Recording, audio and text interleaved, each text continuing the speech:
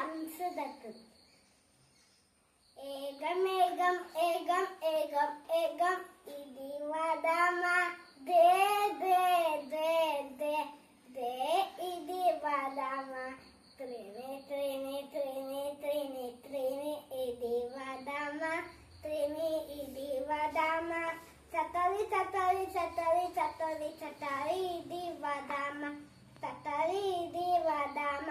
పంచ పంచ పంచ పంచ పంచ ఇది వదమ